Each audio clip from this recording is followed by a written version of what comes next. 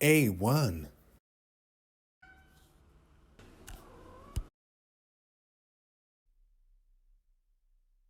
Hello, hashtag First TV family, and welcome. We had a little bit of minor technical complications, so you got two intros today. Wow. All right. Lucky us, right? It's so marvelous. Anyway, I'm Aaron Mack, and this is hashtag First TV, week 249, A like three.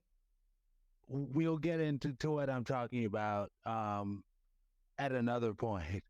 But we'll start off with the randomly selected question. Everything is random. Everything. All random everything. All random everything. Everything is randomly selected. And this question is randomly selected and not viewed in advance. What do you value in others? So I will take that because, of course, the randomly selected generated questions are applicable however we wish to apply them. And for me, I apply much. I'm always thinking relationships. I'm always thinking long term. I'm always thinking love. Yes, I am. Anyway, so for me, things that I value in others, and I don't even think this is strictly for love. It's especially for love, but I think it applies elsewhere as well in a big way. But consistency, I always say that's the key with social media and all of that. You've got to be consistent. Yes. And I value that personally, being consistent, because it feels like you want to be here. You want to be a part of this. You want to be a part of me for not just a season, but a reason. Yes. Okay. Kev on stage would know what that's about. Check out his new show on BET Plus called Churchy. Go Kev on stage. Yes, he's a fellow 83 baby. So we love he and his wife is also a fellow 83 baby. So it's all love. Anyway, but yes. So consistency is key and that's important to me even on a personal level because it shows that you are serious about me and us and not even necessarily a romantic us, but just you and I. I was thinking Stevie Wonder's song "You and I," and then I thought of Mariah Carey singing "You and I" to Steve. That's interesting because Stevie Wonder did the Mariah Carey tribute at this Grammy Awards 2024, and Mariah Carey did his tribute. Not it wasn't a Grammy though. I think it was the BET Awards, and she did his tribute, and she sang the song "You and I." All right, love, nothing but love. So my new song of the week is none other than 2022's Pink Pantherists. Yes, I love this song. I love the vibe of it, but it's called "The Boy Is a Liar." And while I am on my, I try to just listen to positive songs only. Sometimes the unfortunate situation songs do come into the playlist. And again, no more than 5 repeats in a row. Then I've got to be on to something happy and love. This song, though, it's The Boy's a Liar. I like that song a lot, you know? And it's interesting because before the show, I did a little research on Ms. Pink Pantherists. And she was born literally 1 month before I graduated high school. I'm 40 years old. Yes, oh my gosh.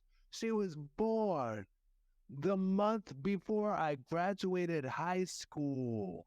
Oh my gosh. Anyway, time time waits for no one. I know you heard that. Anyway, but oh yeah, looking her up, I saw one of the genres that they had for her under on her Wikipedia page was called bedroom pop. Bedroom pop is a genre of music. Okay. And I don't know a thing that she says beyond the chorus, basically, which the boys are like that's pretty much all that I know of the song. But the song, it hits it. I dig it. I dig the vibe. I dig the melody of her words, and it works. You know. Again, I don't need to call a boy a liar, but I do acknowledge that like if I was younger, I could probably see myself like screaming that about a boy that I was well, not a boy, but a young man that I was dating while I was also a young man because I'm 40. I'm no longer a young man. But some people say that, no, you are still young. I'm like, by whose standards? But okay, thank you. Anyway, but yeah, the younger me, I can see myself singing that song and being like, the boys are liar.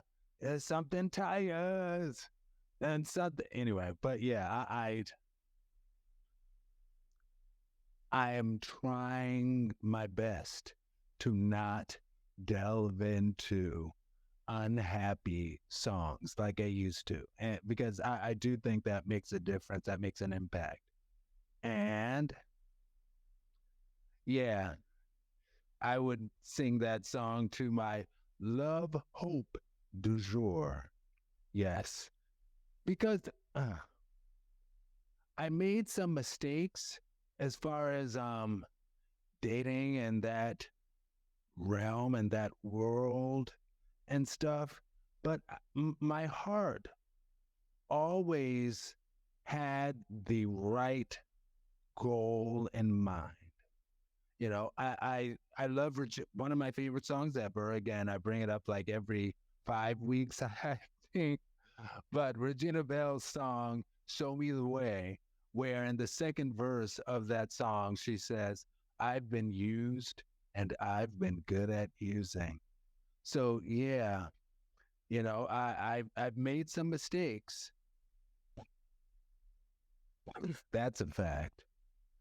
And people have made mistakes with me because they don't know what they're missing. No, I'm kidding. Anyway, I feel like Kathy Griffin when she was like, and he has all this. Anyway, but yeah, okay. Are we ready for topic A? Like, share, subscribe, and share again. Oh, last week when I was like, I don't know where I got that from. Maybe like Dynasty or something. No, I got that from Whitney Houston. Okay, because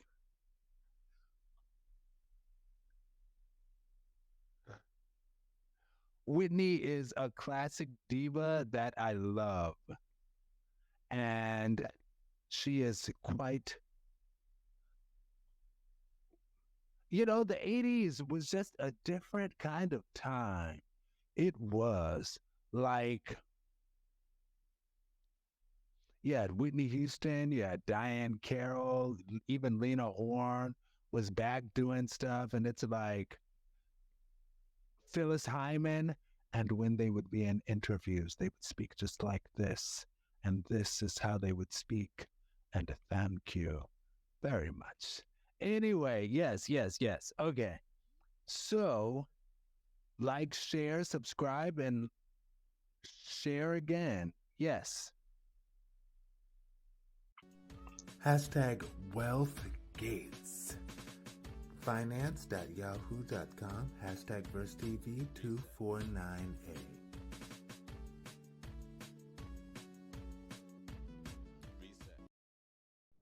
Text Yahoo Finance, money wise. Quote, if Bill Gates woke up with Oprah's money, he'd jump out the window, end quote. Morgan Housel reveals how a Chris Rock joke explains why people stay broke and shares 3 traits that make people rich.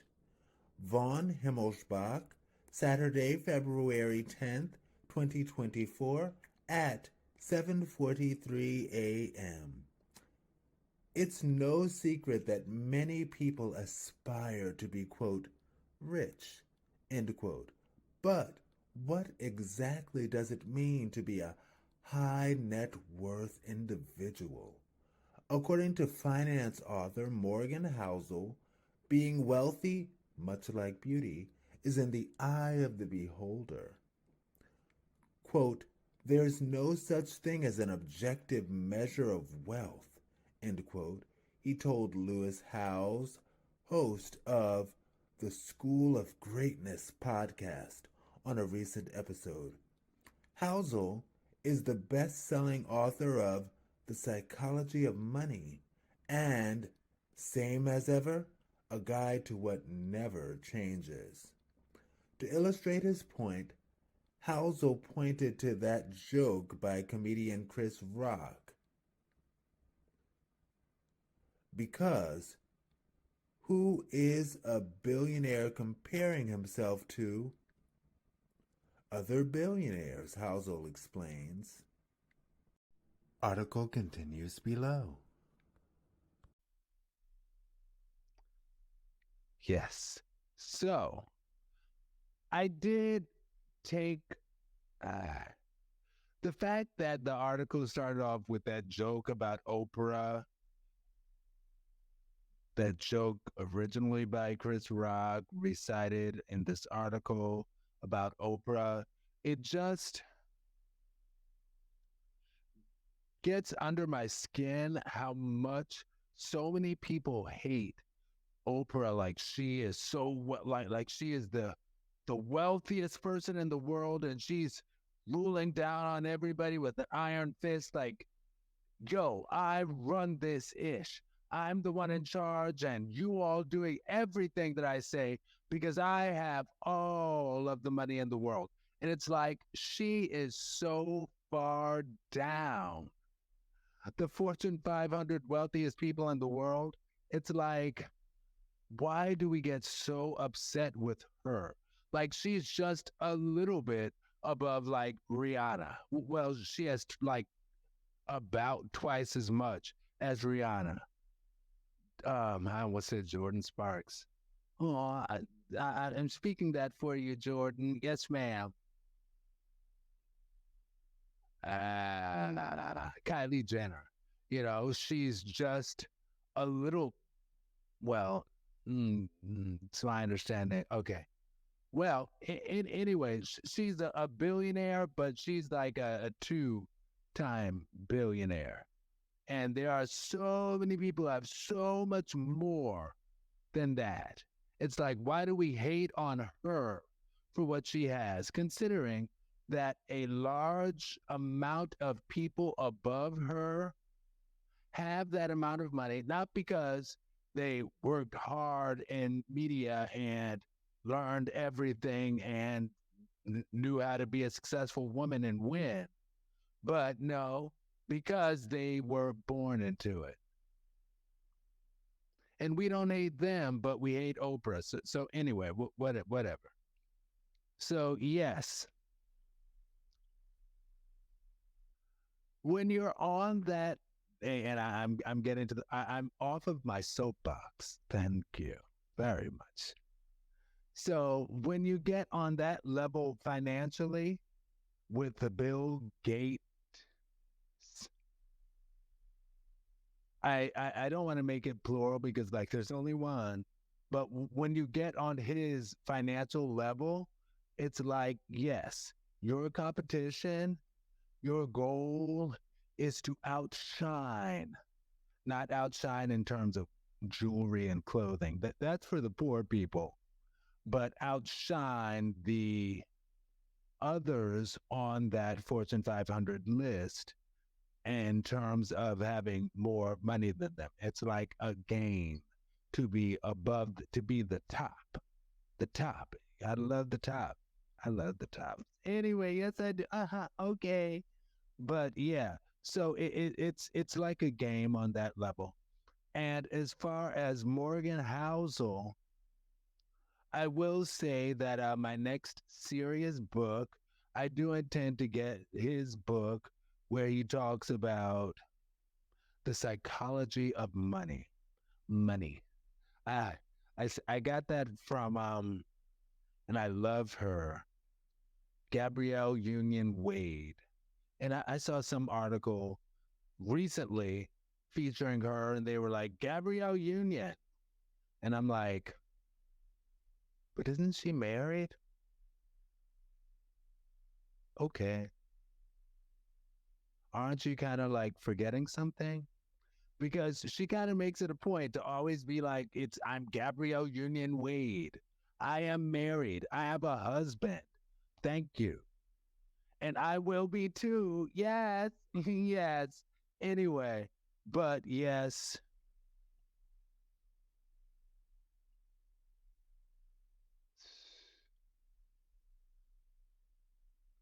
So in the article, for the farther down in the article, she lists Von Himmelspach, list what he named in that interview, and he being Morgan Housel, what he named as far as the three ways to wealth, to make sure you're rich. And he says, yes, luck does play a part of it. It does play a part. Being born in the right place, he says, stuff like that does play a part.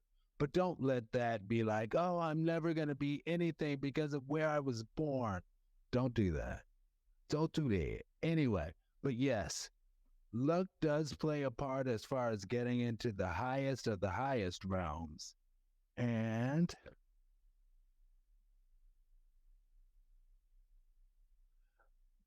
next, he says endurance. And this applies to everyone because he says many people will start a thing and then quit. And boy, do I ever know exactly what he's talking about personally. I've experienced it. Yes.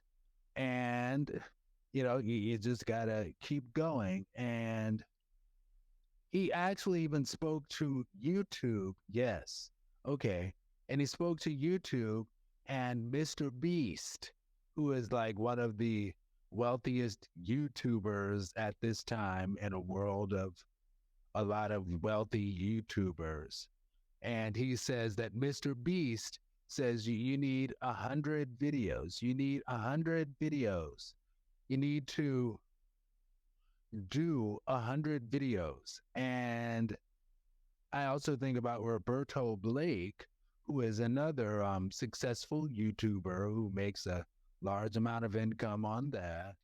And it's not all about the money, but it is about the reach and reaching people. And he says, yeah, because it's my experience, it seems like when I look at different people's channels and evaluate what they're doing, it's like they do a thing for a little while and then they just get bored with it and change it up and all of that stuff instead of sticking with it.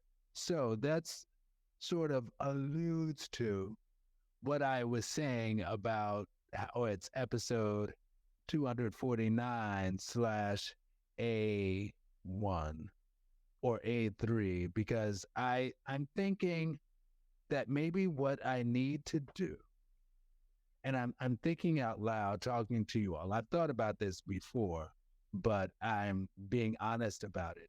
I think that I need to, as far as hashtag Verse TV, because I believe in hashtag Verse TV. I believe in the benefit of I believe in what hashtag Verse TV is setting out to do. And I always think about myself in my younger thought days and even my 20s in general, and just the path that I've been on in general, 30s, 40, I'm 40, you know, and how if I had a hashtag Verse TV that I could subscribe to and regularly, consistently be there, I think that I perhaps in life would have made some different choices. Anyway, so all of that to say, I believe in hashtag Verse TV. So I think that I will do it like that. 100 videos of just me. I hope you all are okay with that. Consistency. Consistency is key. And his third thing that he was like, people need to have this to grow to be wealthy. They have to have a high tolerance for pain. And the pain in terms of the no's that you get, the rejections that you get, the people who don't believe in what you're doing. You have to have a high tolerance for, you know what? I'm going to get through that. I don't know why that just happened. Oh my gosh, I hope that's not going to be. Anyway, but yeah, you have to have a high tolerance for pain. And we're 30 minutes in. Yeah, we're good. We're making, actually, it would be 40 because we did have almost 10 minutes of that things. So I have a few more minutes that I can go ahead and say this extra stuff that I skipped.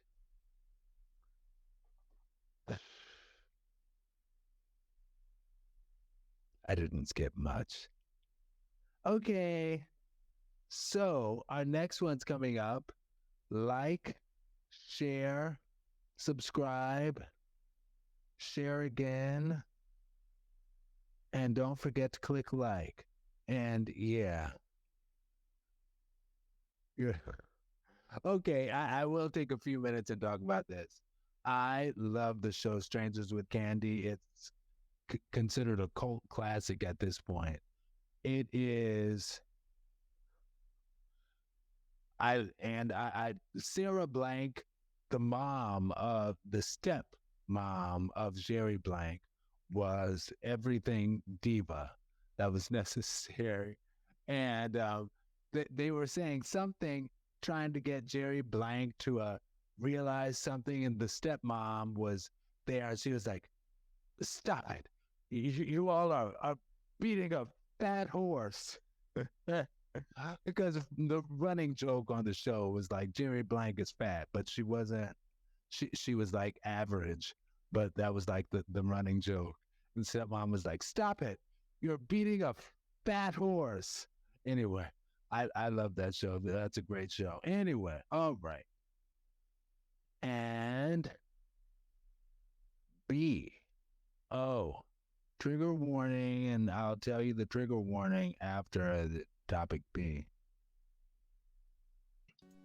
Hashtag for future husband. Heart heart. Hashtag porn at tonight's conversation. Hashtag VerseTV 249B.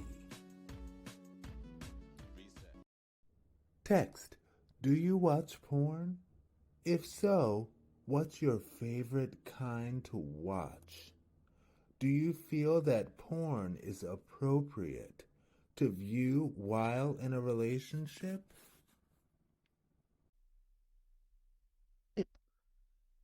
Well, so again, trigger warning, friendly trigger warning, because we will be talking. I randomly select these cards. These cards are randomly selected, so similar to that topic, but the difference is this time I actually, for the randomly selected cards, I have time to think about what I'm going to say. But as far as that, it is a randomly selected card, trigger warning, and I will say that I don't never watch porn. And the double negative was indeed intentional. All right. So for all of my discrete math lovers out there, I used to love discrete math in college. Anyway, but yeah, for all of my discrete math lovers in college, you get what I'm talking about. Anyway, I will also say that according to Psychology Today magazine, 98% of men report using internet porn in the last 6 months, and 73% of women report the same. So it's like we can all come off of our high horses on that one. All right. So, as before we dig into this, round. Anyway, Pink Pantherist. Anyway, uh, that was just so arbitrary. But what I was thinking about, like Panther, ah, ah, and Pink Panther is anyway. But yes, as far as my favorite type of porn, it's gay porn with a little bit of a plot. I do like that, and I still remember back in my college slash thought slash looking for love in all the wrong bedrooms days. There would be times that I would be in my dorm masturbating and looking at porn. Okay, trigger warning. I already gave it. But yes, and I would tell myself that it's better for me to be in this room doing that instead of being out there trying to have physical actions with a million dudes. And particularly at that time, I don't know if stuff has changed that much at this point, but I know back then the tale of the tape, the story was those who stay in their room and masturbate watching porn are lonely losers who can't get a girl or a boy because they stink so much. And it's like, I bathe. Anyway, I'm not even going to go that side. But I would be like, I would tell myself it's better that I'm in here doing this with the porn safer than it is being out on the street doing it with the dudes. And that is true. That's true. So porn kind of helped me, I guess, like that. But I will say, ironically, those were indeed my thought days. So I was still meeting a lot of dudes looking for love in all the wrong bedrooms. But I would always tell myself that if I wasn't in here masturbating and looking at porn, I would be on. Oh, I love people who are old enough to remember this. But I would be on Yahoo Instant Messenger trying to find a man to be, again, looking for love in all the wrong bedrooms, right? So I would have that brief moment of recess, yay, from that search with my porn. And I act like the only thing I did in school was porn or find men. Of course, I did schoolwork and I did it well. I'm not going to go there, but I, anyway, all of that say that's not the only thing that I did. That was just a part of it. And I particularly wanted to discuss this topic because with within the past within the past 6 months, I came across I was looking I was looking at some porn and I came across I was looking up like classic porn stuff that I would enjoy back in school. And there was this one dude who I used to find very attractive, and all of his content was behind very high paywalls back then, but now it's free on Google. But that just, I'm sorry. But I saw his photo, and it was a photo of him, and it was a photo of just his face, but you could see his shoulders. His shoulders were bare, so it's like you could tell he had no shirt on and probably no anything else on. But it was just a photo of his face and his smile. And looking at his smile, like I'm a face man. You can send me all the DNA P's, DNA P's, DNA pics that you want, Dick and ASS pics that you want on apps like Jacked and Grinder or whatever.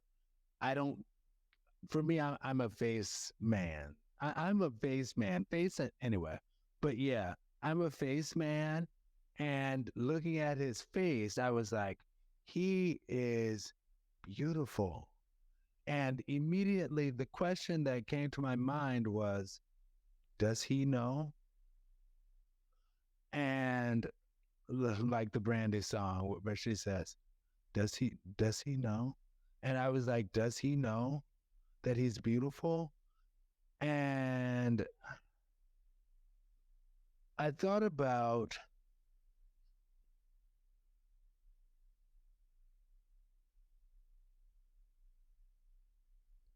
oh,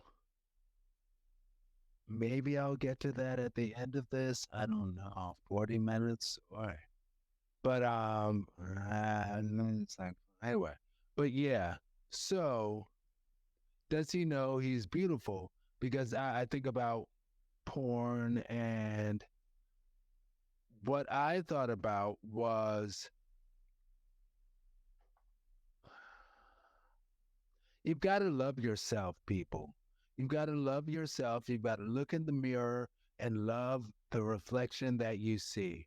And I think about my journey, and that's another motivation for me and hashtag Verse TV.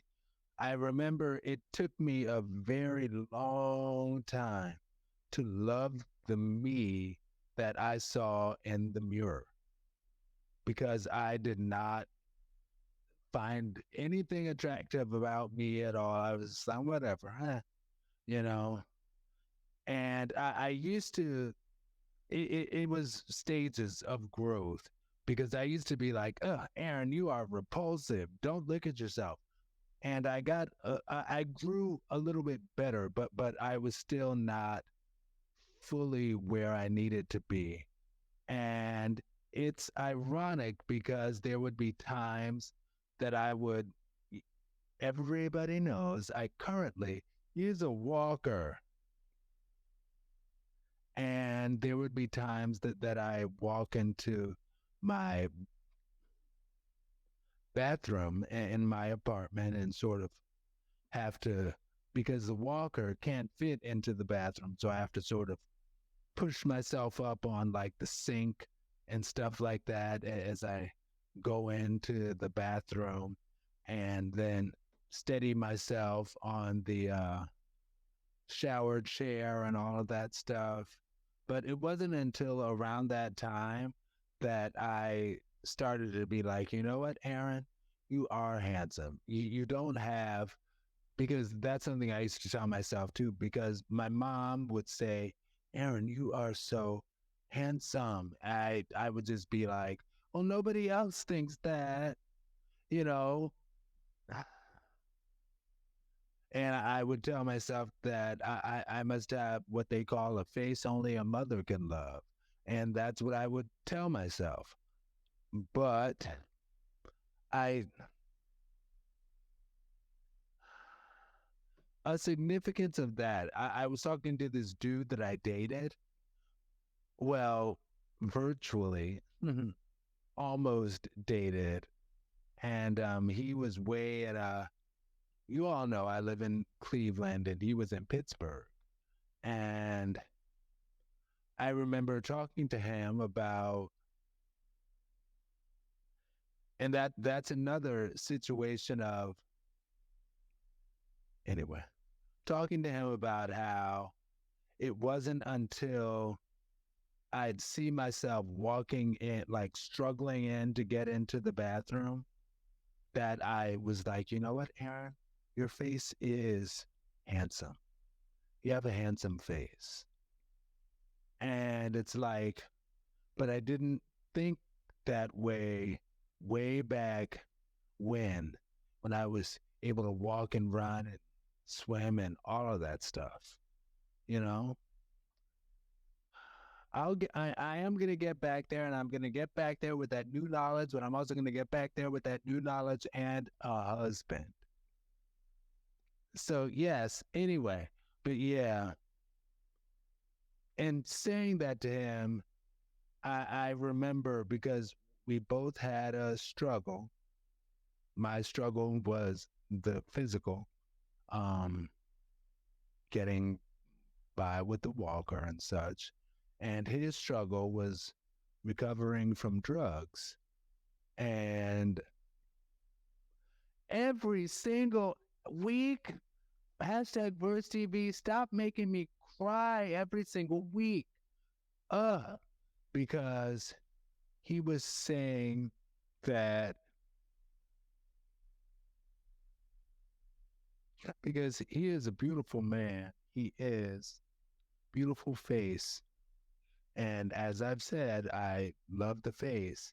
And he didn't realize that his face was handsome in spite of people telling him throughout the years. He didn't realize that his face was handsome until after he had that drug problem that effed up his arms from shooting up, one of those things. And I was like, and like I said, he is a handsome man. But he said he didn't see his. Uh, and as far as the back to the porn thing, I have a whole lot of stuff that I won't talk about because I just don't have time. But I've wondered, does he know the beauty of himself? And is that, and I connected to myself because I acknowledge in terms of Strangers with Candy, when Jerry Blank was like, don't settle for the first pimp to call you pretty. I acknowledge that there were times that even though I wasn't even looking for a pimp, if a pimp found me and called me pretty, chances they'd have a, they, at that time, they would have had a possibility of getting me to do whatever they said. And that's sobering. Anyway, I also wanted to say really quickly, as far as sex work in general, I feel that as a society, we need to stop looking down on those that do sex work. I don't do sex work, right? Not me and my walker, but not any me. That's what I'm talking about. Nevertheless, I do feel that we need to stop looking down on sex workers. And I was talking to, I don't have time for that story. But yeah, we need to stop looking down on sex workers. because that's what makes it even more dangerous, because people know that they're like outliers of society, and it's shameful that they're doing what they're doing. So I can abuse and harm them without any repercussion, because n- they don't want to tell people that they're doing sex work. So it's a secret. So I can do whatever I want to them. And that's a problem. So society needs to be different. Okay. So, oi. All right. I'm not going to go on forever and ever, but here comes topic C. Like, share, subscribe, and share again.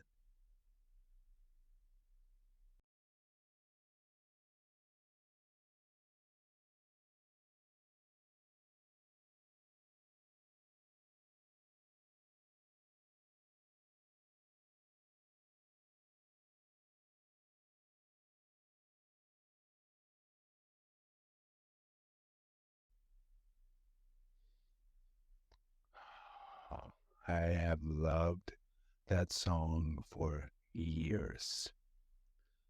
And I still remember I first fell in love with that song in the parking lot of my first job out of college.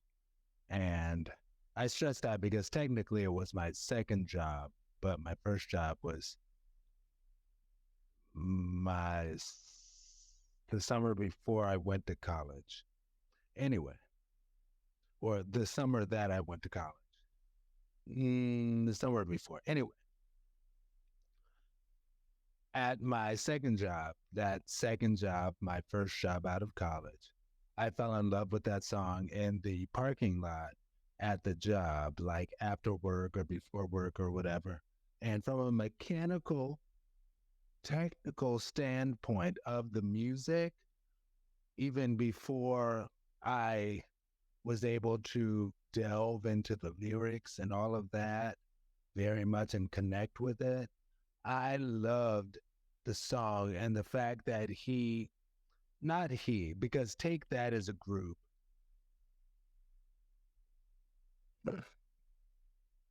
the lead singer did the thing where he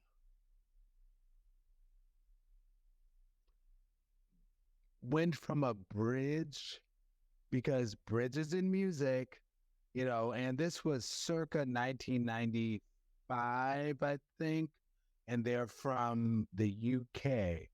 But being circa 1995, of course, there were still bridges in music. And he went from a bridge and belted out of the bridge. And I love that stuff. I love it. And I would always listen to it, loving the way that he belted out of the bridge. We'll just start again. We'll just start again. Oh, oh, I love that. I do.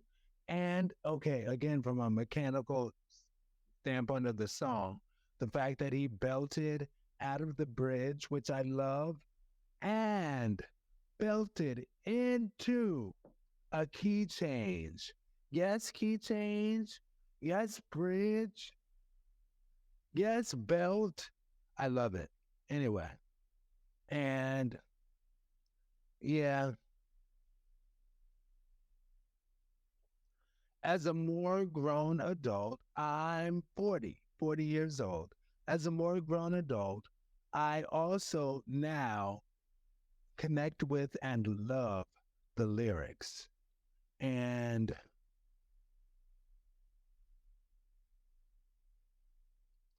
I love that the song is like reminiscing through shared experiences and the beauty of such things. And I think that's really cool. Reminiscing on shared experiences with your partner. Oh, I can't wait. Mm, mm. Yes. And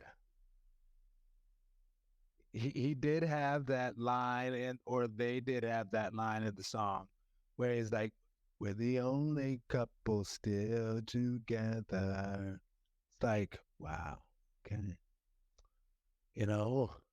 And I wish the best for everybody. I want everybody, I want every couple to last forever. I want me and my baby, my love. I love him. Yes. Oh, to look back at our fun times and photos together and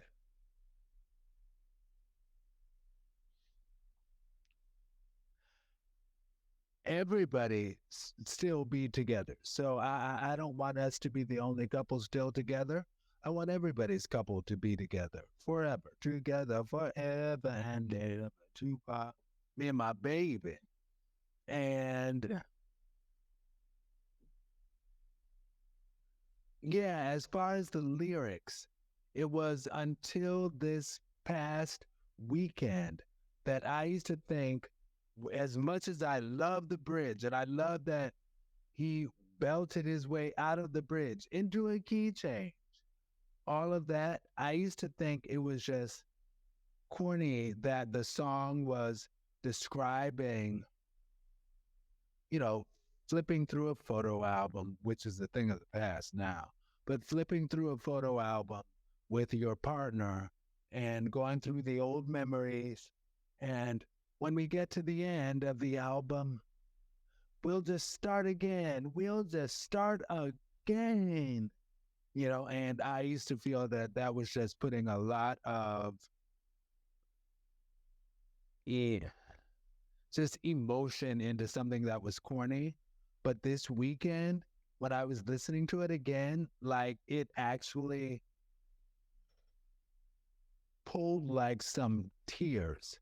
And I was like, oh my gosh, that's like that line of Whitney Houston's on the song, one of the songs that I love by Whitney Houston, I Have Nothing, when she says, don't make me close one more door. I don't want to hurt anymore. Like at first, it seems like it's something corny, but when you really get into it, it's like, oh my gosh, that is deep. And the same thing with this song. Once we get to the end, we'll just start again. We'll just start again. Hashtag Versity family, stop trying to make me cry. Oh my gosh. But yeah, it's a beautiful song and I enjoy it very much. And we'll just start again after. And when we've been through all the pages, we'll just start again. We'll just start again. Oh, and as far as the group Take That, there that was the title track from that album. The American hit, big American hit on that album was Back for Good. If that can bring up memories for you all. You came back for good. Whatever I said, whatever I didn't mean it. I just want you back for good. That was the American hit on that album. Again, they're from the UK and they're like huge. I'll also talk about this since I have a couple of minutes. They're a huge group. And Robbie Williams, it's my understanding from a friend of mine who knows a lot of stuff. And he knows a lot of stuff. I'll leave it at that, I guess. But he knows a lot of reliable stuff. And he explained that with the group Take That, Robbie Williams wanted to venture out in a solo career, which he did after this album, I think. Robbie Williams wanted to venture out solo because he had disagreements with the guy who sang lead on this, and that he was like, no, we need more funky music, more cool stuff. And the guy who sang lead was like, no, we need to do more ballads and stuff. And I like doing the power ballads like this song. And Robbie Williams was like, no, I'm going to do my own thing. I'm going to do my own funky music and not have to worry about power ballads like you. And I still remember because I did like, I was still living in Middletown at that time. And I remember when Robbie Williams came out with that solo song and he was like naked in the video and stuff. And I was like, why are you doing that? I don't get it. You know, I was young. I didn't understand as much as I didn't. I've learned things over the years. Anyway, we'll just start again. We'll just start again. Oh, nobody else in this world could love you. Yes, key change. I love it. Anyway, I guess that's about it. I think this is going to be like a short upload because I forgot that the first 5 minutes of the show was actually 10 minutes of the show. All right. Hashtag VerseTV family. Peace. Hashtag VerseTV.com. Stay blessed. This has been week 249, also known as A3. We'll work it out. We'll work it out. We'll work it out. Peace. Hashtag VerseTV.com. Stay blessed.